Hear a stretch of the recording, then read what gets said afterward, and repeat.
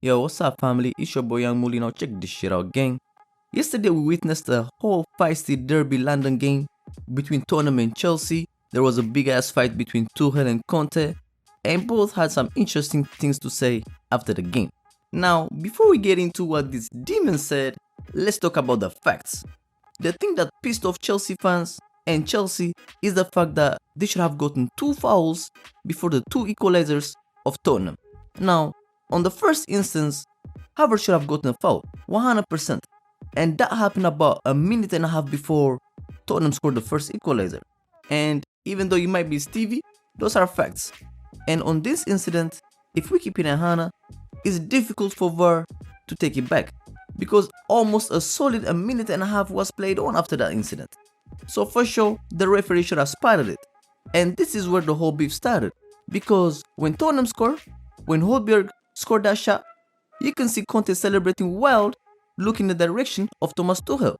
Now, coming to the second incident, VAR should have spotted it, because right before the corner, Cucurella was brought down by the hair, and that shit should have been an easy yellow card and a foul. And again, the referee should have spotted it, but I kinda understand why VAR didn't stop it and give it a foul, because usually they stop the game for big, obvious errors like red cards, penalties, offsides. Fouls that might lead to throw-ins or corners, they usually leave it to the referees. Now gang, having said this shit, Jorginho deciding to do a drag back in his own penalty area right before the first equalizer should not be overlooked, and the fact that Kane was being left unmarked from a second half stoppage time corner, that shit just screams negligence. So in that order, Chelsea should look at themselves in the mirror as well. And this is where all the shits started cracking and busting. Both Tuchel and Conte got red cards, they will be absent on the next game. And after the game, man, Tuchel didn't waste any time letting folks know about how he felt. And this is why he said, both goals should not stand. Only one team deserved to win. That was us.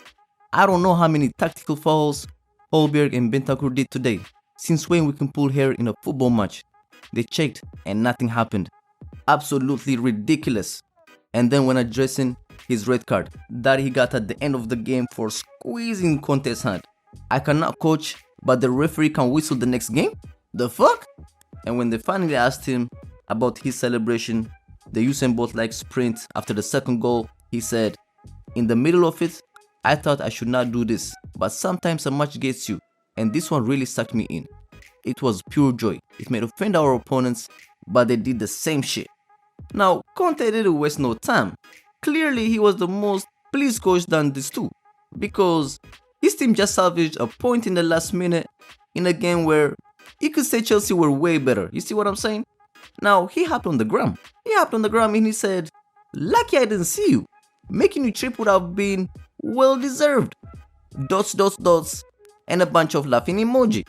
Now, last season, Tottenham lost 3 times to Chelsea.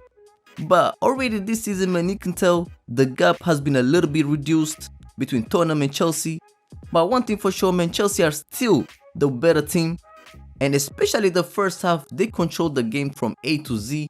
For instance, from the 7th minute to the 14th minute in the first half, a single Tottenham player failed to touch the ball on Chelsea's half. And if only Chelsea could turn the dominance into goals, the scoreline would have been completely different.